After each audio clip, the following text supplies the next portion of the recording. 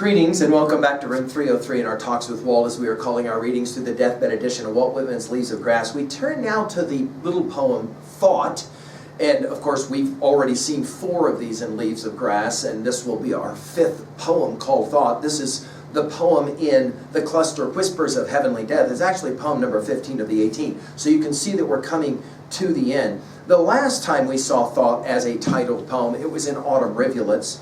Here we're going to have another theodicy. Now, guys, I've made this argument that Whitman is very interested in the simple question that obviously we'll play around with when we pick up Voltaire's Candide, any number of other texts. Why must there be so much pain and suffering in this world? Why can't we live without pain and suffering? And obviously the ultimate pain and suffering is death itself. And here we are in a cluster, Whispers of Heavenly Death, and we're coming to the end of it. I mean, we've only got 4 poems left now. So he's going to deal with some of these same issues. Now, our assumptions are that you've been with us from the very beginning. So, for example, every time that the word thought was used as a title, this will be the 5th time, that you've already seen it. So you can kind of set them side by side and compare them. That's fascinating. It's my hope as well that at LearnStrong.net, down that left-hand side, Talks with Walt, our playlist, that you've already worked as well with our set of introductory comments to the cluster Whispers of Heavenly Death. Now, we just finished with Night on Prairie as we turn now to this one.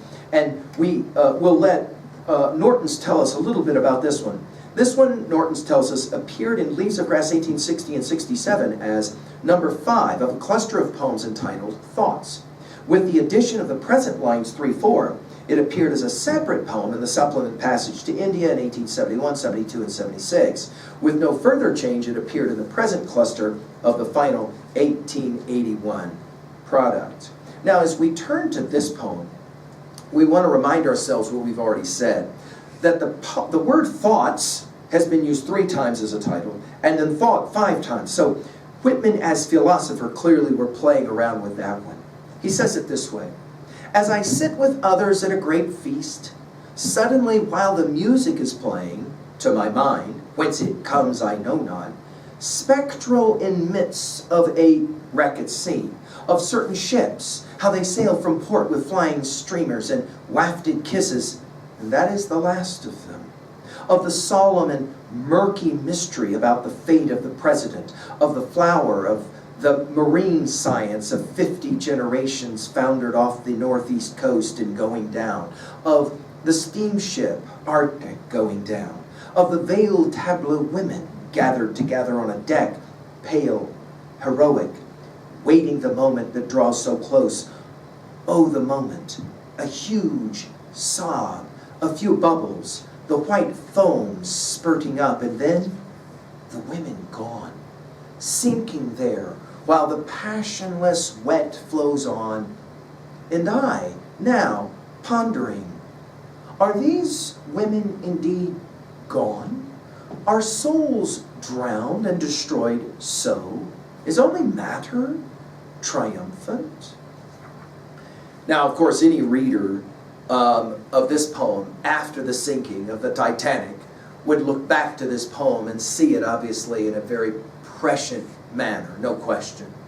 Notice that in the preceding poem, and again, I think Whitman has given a lot of time, energy to putting these poems in their order. And I think, notice in the last poem, when we were working at Night on the Prairies, that we have sleeping immigrants after the meal, right, on the ground, sleeping. Now here he is sitting at a party, okay? But he's thinking while he's sitting at a party with jovialness and joy and happiness, all of this is happening. He says, as I sit with others, now here he's not isolated, at a great feast. It's the word suddenly. 13 times it gets used in Leaves of Grass. Go back and study the way that it's so compelling. Suddenly, while the music is playing, to my mind, whence it comes I know not, this idea that it's like from somewhere in the middle of all of this amazing energy, positive energy, a thought, a sudden thought of people who drown at sea. Now, how poets put this stuff together, who knows? But this is Whitman. And again, he goes, I know not. And then he uses the word spectral. We're going to see this in the second annex at the end, only one other time used the palindrome. Norton's gives us some background information here for this one. In its context, Norton says, Whitman's word has double meaning. The following pictures are like a specter, but also have the quality of an image cast by the broken spectrum falling upon the mist. And then we're going to get references to the president. The steamer President sailed from New York to Liverpool March 11th, 1884, with 136 persons on board and was never heard from again. And the Arctic, a steamer sailing from Liverpool to New York, collided with the French steamer Vesta on September 27th, 1854, in a fog 40 miles off Cape Race, Newfoundland. 350 people were lost, including many women and children. In other words, we have a theodicy. It's a simple theodicy. It's much like, of course, I mentioned Voltaire's Candide and Voltaire's problems with that terrible earthquake at Lisbon. Why must there be these tragedies that happen? That people die, and it had nothing to do with what they did other than to get on a boat in the two examples of the president and the Arctic. Let's play the game out now. Spectral in midst of a wreck at sea. You'll remember this from Song of Myself 33. Go back and look at how he plays that game out there. And then we're going to get 5 times this word of. In other words, it'll be 6 times if you count of a wreck at sea. This now memory of certain ships, how they sailed from port with flying streamers. We obviously think of O Captain, My Captain and Passage to India in this word picture. And wafted kisses as we think about, everyone saying goodbye. And that is the last of them. In other words, sailing is like dying, right? We've seen this motif already. We obviously play that game in Yeats's Sailing to Byzantium. That is no country for old men, the opening lines. Watch the genius of word choice. The solemn and murky mystery. You'll remember murky from Broadway Pageant 2. Murky mystery about the fate of the president. Again, we just mentioned it. Of the flower of the marine science of 50 generations. In other words, flower here, the culmination. And again, you can't read this without thinking about Titanic and the tragedy of Titanic. Generations foundered off the northeast coast and going down. And then a second one, of the steamship Arctic going down. Of the veiled, and this is I think Whitman learned this from Dante. We've said this in our study of Dante at learnstrong.net, where we've given full lectures on all of the different cantos of the Divine Commedia. That Dante is at one time the most universal and the most individualistic. I think Whitman learned a lot from his Dante. In other words, notice, he begins with a big question. Why do these boats have to go down? But now he's going to take that lens and begin to kind of focus it down to something that we can fully relate to. A few women standing on the deck of the ship. Notice, veiled, tableau women, gathered together on deck, pale, he calls them heroic, waiting the moment that draws so close, and then a dash, and then this amazing phrase, oh, the moment. Now, you remember this use of the phrase, the moment. It takes us back to starting from Paumanok 13, the moment of death. And here, he'll come back to it. Oh, the moment. And then a huge sob.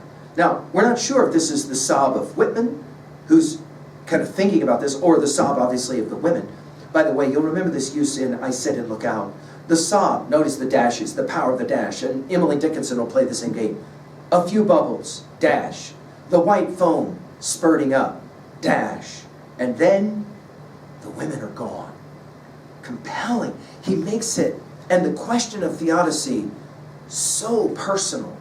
But, as we have said about Whitman's theodicy, no longer ask, why is this happening to me, but rather, why is this happening for me? Or, as in the drum tab section, don't ask, why is this happening to us, but rather, why is this happening for us? Whitman's theodicy is rooted in this idea that from tragedy will come spring triumph, as we will get to the last word. Sinking there, while the passionless wet flows on. Go back to our study of Crane's Red Badge of Courage and Crane's naturalism. The idea that the water doesn't care. It's passionless about the fact that all these people, especially these women and children, died. Notice again the dash. And I now pondering. We've seen this word pondering. It's such a powerful word in Leaves of Grass because he's curious. And then he asks 3 rhetorical questions. Notice the power of the rhetorical question. We've seen this already so many times in Leaves of Grass. Are those women indeed gone? Go back to the last lines of Song of Myself, passage 6. Are souls drowned and destroyed? So, go back to our study of Plato's Phaedo that we've given full lecture on at learnstrong.net. Is only matter triumphant? Now, why Whitman chooses to ask these questions instead of just make these proclamations, I find fascinating. And it seems to me that when we move to 2a in these messages here, I think his argument is that death is not the end for souls. That in fact there is a continuance of some kind or another beyond the matter, beyond the body. And to that degree, it ends up now, this passage ends up in Whispers of Heavenly Death. It makes all the sense in the world. At 2b, I love the word choice, murky mystery. It's compelling.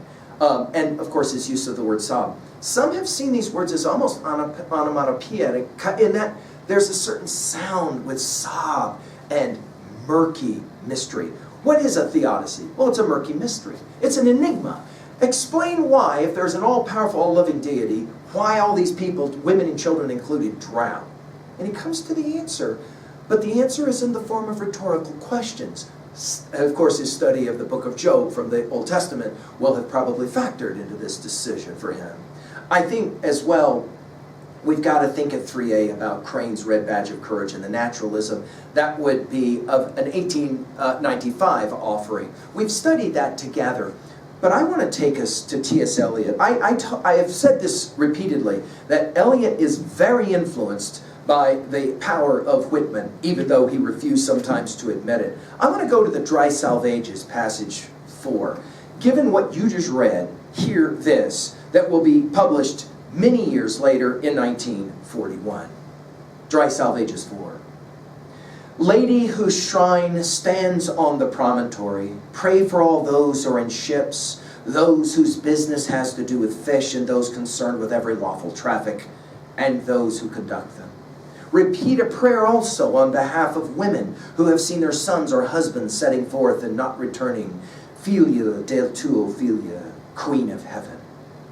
Also pray for those who were in ships and ended their voyage on the sand, in the sea's lips, or in the dark throat which will not reject them, or wherever cannot reach them the sound of the sea bells.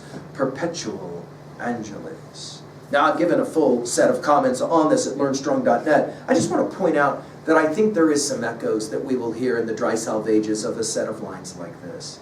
Finally, 3b, a difficult question. How do you explain the terrible tragedies that will happen? Again, for Voltaire, it was the terrible earthquake in Lisbon. Here for Whitman, it's the downing of 2 ships. Obviously, it was the terrible, terrible 4 years of the Civil War. And Whitman's constantly trying to explain that out of this tragedy, always some kind of triumphant type of moment can happen. To what degree do you buy that? And how do you borrow from our study of Milton and Paradise Lost, and obviously any number of other theodicies like Dante's Divine Comedy? How do you buy this? And does reading Leaves of Grass give you in any way pause for thought? No pun intended. Thank you.